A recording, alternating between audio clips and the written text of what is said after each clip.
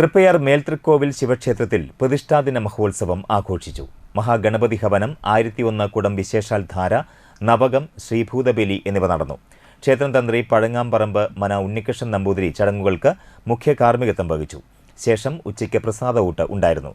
ക്ഷേത്രം ഭാരവാഹികളായ president Raman Cherthedath, secretary Haridas Alaykkal, ഖജാൻജി കെ കൃഷ്ണമൂർത്തി എന്നിവർ നേതൃത്വം നൽകി.